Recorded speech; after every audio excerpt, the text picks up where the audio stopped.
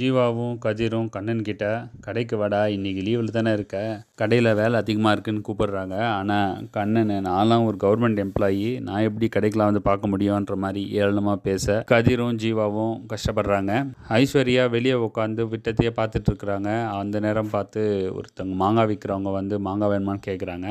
இதை கேட்டு பயந்து உள்ளே போகிற ஐஸ்வர்யா எல்லார்கிட்டையும் கூப்பிட்டு, இந்த மாதிரி வெளியே யாரோ வந்திருக்காங்க, எனக்கு பயமாக இருக்குது, மாங்காய் விற்கிறவங்கன்னு சொல்கிறாங்க. உடனே எல்லோரும் வந்து ஆவலாக பார்க்குறாங்க. அங்கே அந்த மாங்காய்கள்லாம் பார்த்தா நம்மளுக்கே சாப்பிடணும் போல தான் இருந்தது. உடனே அந்த மாங்காவெல்லாம் வெட்டி கொடுக்குறாங்க. அதில் மிளகாப்பொடி உப்பெல்லாம் போட்டு சூப்பராக கொடுக்குறாங்க. அதை எல்லோரையும் சாப்பிட்டு டேஸ்ட்டாக இருக்குன்றாங்க. அது மட்டும் இல்லாமல் டெய்லியும் மாங்காய் ஒரு 4 மாங்காய் கொடுத்துட்டு போவான்னு கேட்குறாங்க. சரி, ஓகே, கொடுத்துட்டு போங்கன்னு சொல்லி அவங்களும் ஒத்துக்கிறாங்க. ஆனால் ப்ரெக்னென்ட் லேடிஸ் இப்படி டெய்லியும் மாங்காய் சாப்பிட்லாமான்னு தெரியல. ஓவர் ஹீட் ஆகாதா?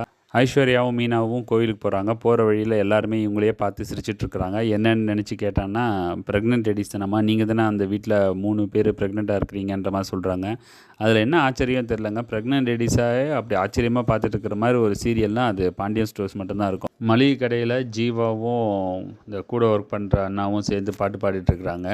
யாரையாவது ஹெல்ப்பு கூப்பிடலாமான்னு சொல்லிட்டு ஜீவா கூப்பிட உடனே மூர்த்திக்கும் வந்துடுது. அது ஏன் எப்போ பார்த்தாலும் ஹெல்ப்பு கூப்பிட்டுட்டே இருக்கிற, கதிர் கூட தான் கடையை ஒரு சிங்கிள் மேனாக பார்த்துட்ருக்குறான் ஹோட்டலை, அவன் யாரையோ கூப்பிட்டுருக்குறானா, நீ ஏன் இப்படி கூப்பிட்டு புலம்பிகிட்ருக்குறன்ற மாதிரி மூர்த்தி பேச ஜீவாவுக்கு வந்து கொஞ்சம் மனசு கஷ்டமாகுது. அப்படியே கஷ்டத்தோடையே முடிச்சிடுறாங்க இன்றைக்கி நாடகம்.